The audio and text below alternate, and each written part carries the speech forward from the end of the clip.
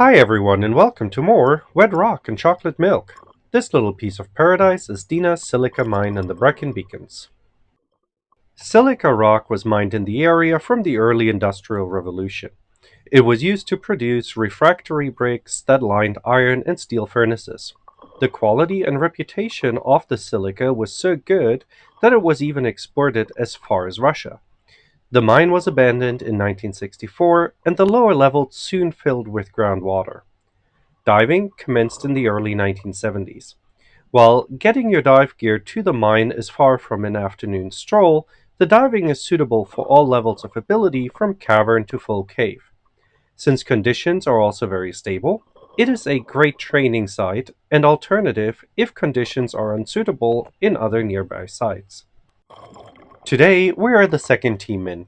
The first team is practicing in preparation for their full cave qualification, so we're going to stay out of their way. My buddy and I are just having a fun dive, though my buddy is also looking to practice some skills.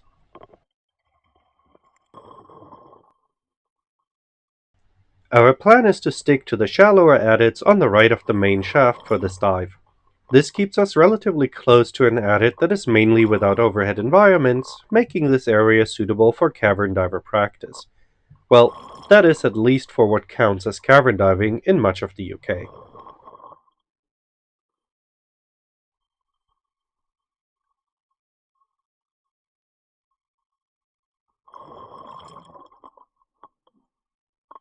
The main shaft is at about a 30-degree incline and heading in a southeasterly direction from the dive base.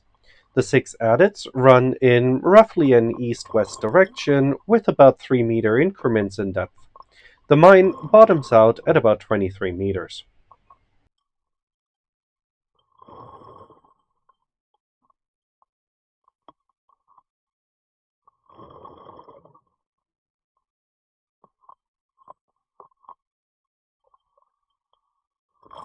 The adits are roughly 2.5 meters high and 5 meters wide, making for good conditions of diving.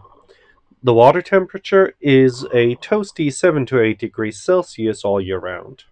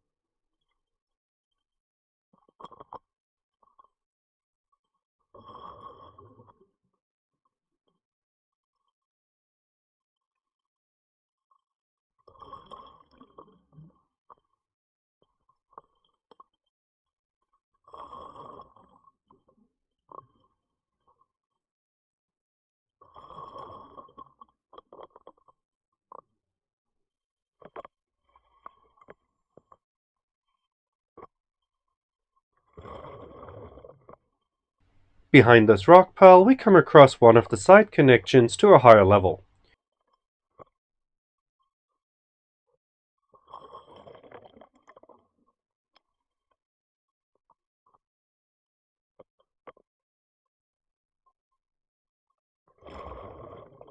Right on that junction, we also find the remains of an abandoned tram.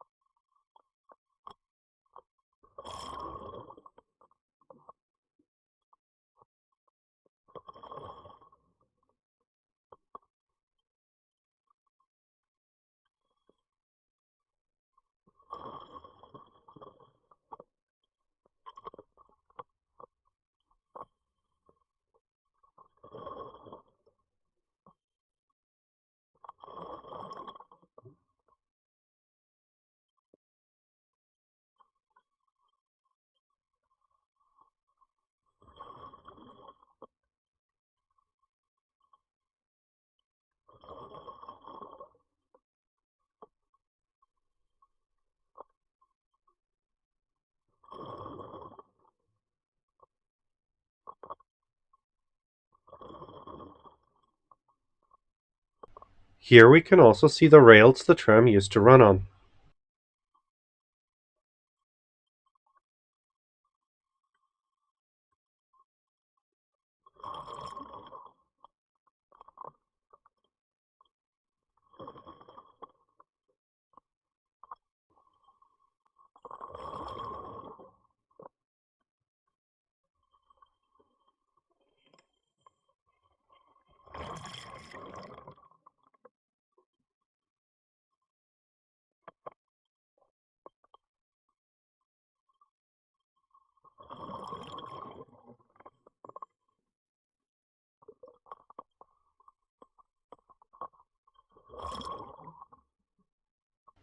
Eventually, we reach the end of the adit.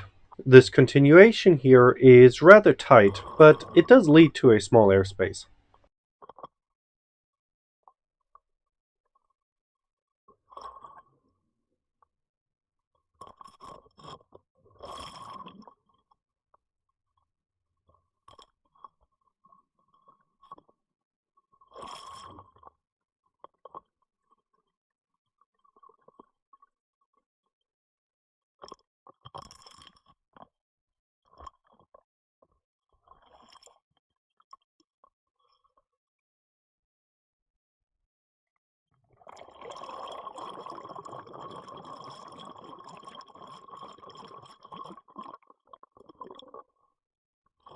If you manage to not completely destroy visibility going in, backing out will make sure of it.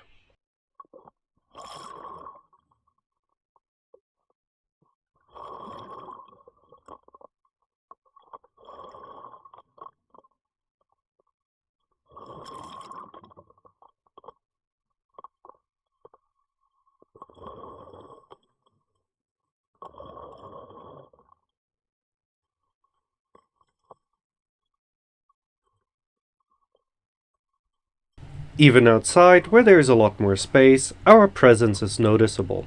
Since everything is covered with silt, including the ceiling, our exhaled bubbles cause the visibility to reduce.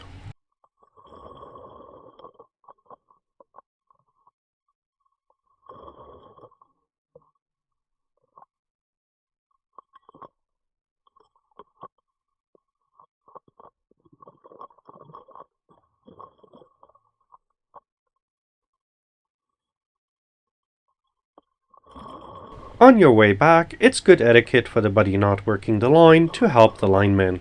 This includes controlling any slack in the line while your buddy is reeling in, as well as undoing any tie-offs. Back at the tram here, we decide to explore the shallower adit reachable from here, so I get a little further ahead and place a tie-off for our change in direction.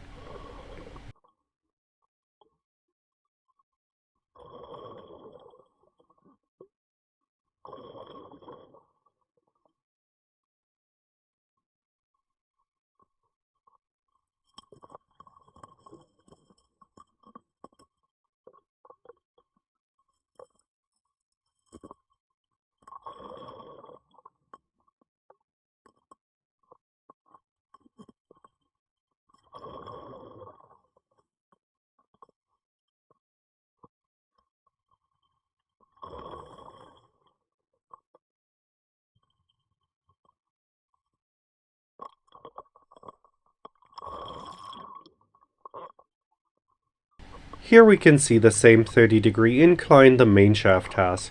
If you look ahead closely, you can also spot the water surface indicating how shallow it gets here.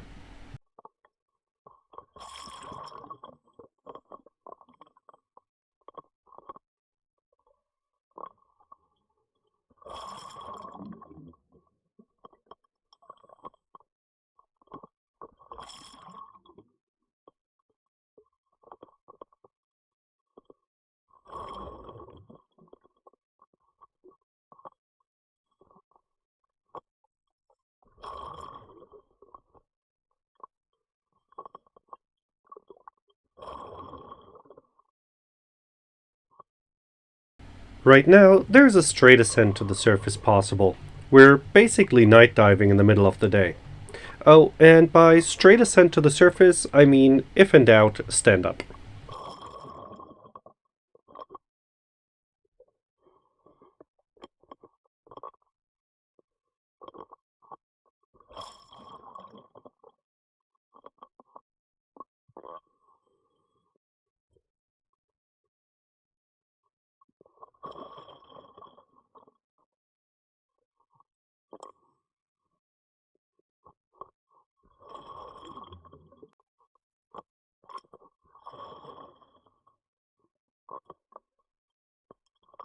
A little down the adit, my buddy notices an opening that connects down to the adit we were in before.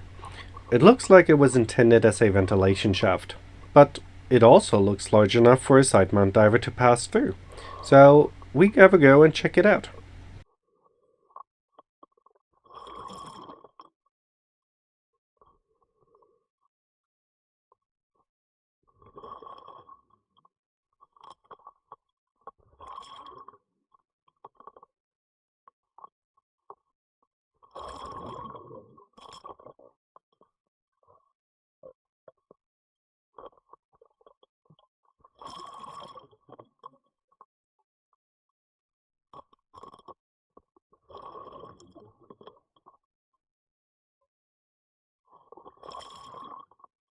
Seems big enough for me, so if I fits, I scooch, or something like that.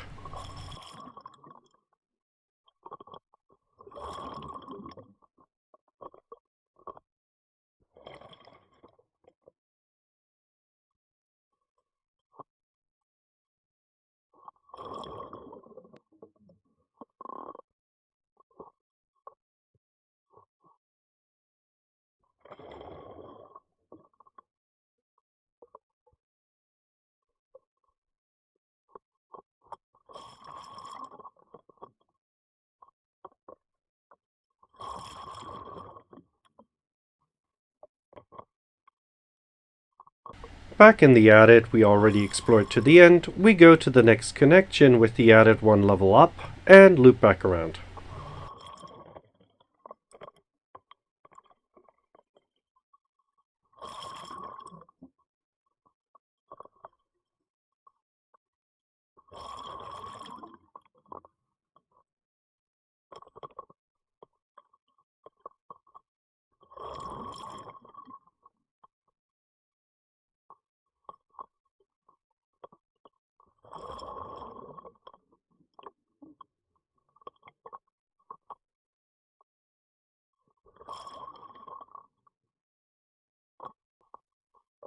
We soon double back on our line, and those of us without heated undergarments are starting to notice the chill, so we start our way back. That means once more through the letterbox. Huh, looks much bigger on this side.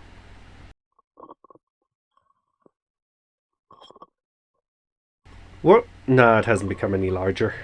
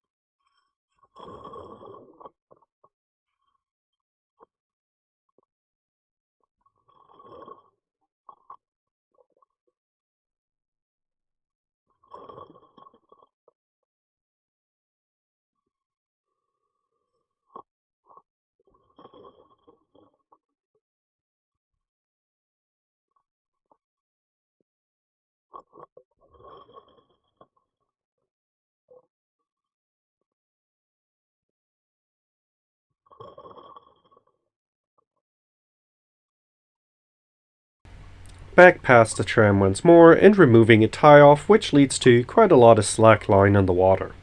So, put a Z shape into the line to control it and wait for my buddy to reel in the excess.